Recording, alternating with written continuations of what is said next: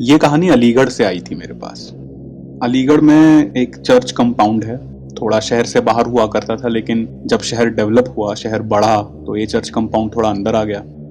और church compound के पास railway station भी है, तो जहाँ रेलवे स्टेशन होता है वहाँ रेलवे कॉलोनी भी होती है, क्योंकि रेलवे के एम्प्लॉयज को घर अलॉट किए जाते हैं वहाँ पर। तो रेलवे कॉलोनी के पास ही एक रेलवे ट्रैक है जिसके साथ साथ एक सड़क जाती है। वो सड़क असल में कहीं जाती नहीं है, वो आगे जाके एक डर्ट रोड में मिल जाती है।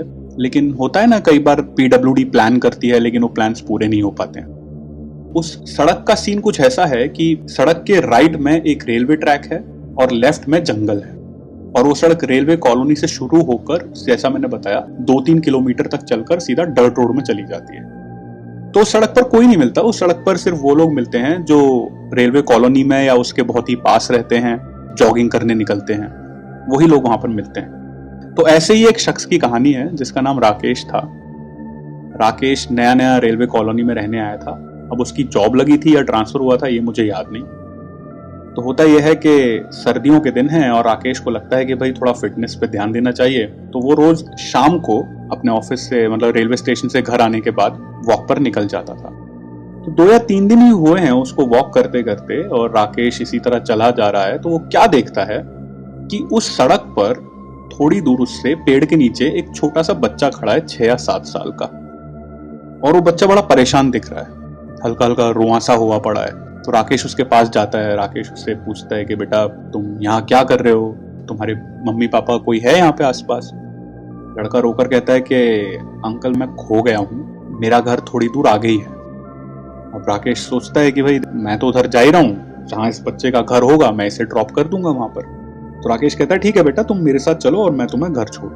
तो अब बच्चा राकेश की उंगली पकड़ के चलना शुरू कर देता है और वो लोग सड़क पर चलने लगते हैं। चलते चलते राकेश उस बच्चे से स्मॉल टॉक कर रहा है, बेटा कौन सी क्लास में हो, कहाँ पढ़ते हो? बच्चा भी जवाब दिए जा रहा है। वो लोग कुछ 500-600 मीटर आगे गए होंगे कि तभी बच्चा एकदम चहक उठता है, खुश हो जाता है और कहता है अंकल अंकल मैं यहीं रहता हूँ। और ये कहकर वो बच्चा हाथ छुड़ाकर रेलवे ट्रैक की झाड़ियों की तरफ भाग जाता है। अब राकेश सोचता है कि यार बच्चा रेलवे ट्रैक की तरफ कहाँ जा रहा है, क्योंकि यहाँ तो कोई घर दिख भी नहीं रहा। तो बच्चा झाड़ियों के अंदर जाता है और अब राकेश एक्सपेक्ट कर रहा है कि ये झाड़ियों के पार निकलेगा और मुझे रेलवे ट्रैक की तरफ जाता दिखेगा, लेकिन झाड़ियों में कूदने के बाद बच्चा फिर दिखा ही नहीं। राकेश वहां 5 मिनट खड़ा रहा, 6 मिनट खड़ा रहा, सर खो जाता रहा अपना कि ये हुआ क्या। और थोड़ी देर बाद वो वापस उस रोड पे घर चला गया। उसने ये बात किसी से इसलिए नहीं कही क्योंकि उसे लगा कि कहीं वो अगर सही में कोई बच्चा हुआ जो निकल के बाद में ट्रेन के नीचे आ गया तो जिम्मेदारी उसके ऊपर ना आ जाए।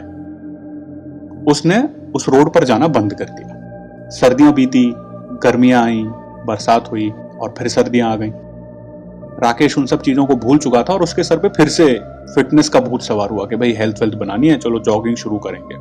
तो ऐसी ही एक शाम वो फिर से उस सड़क पे निकल रहा है और वो क्या देखता है कि उसके सामने एक लड़का जा रहा है। लड़का होगा 13-14 साल का, लेकिन उस लड़के के साथ एक बच्चा है जो 6 या 7 साल का है। और उस बच्चे को देखकर राकेश को कुछ याद आता है। उसे याद आता है कि ये तो शायद वही बच्चा है, क्योंकि इसने वही सेम कपड़े पहन रखे हैं और ये बिल्कुल वैसा ही दिख रहा है।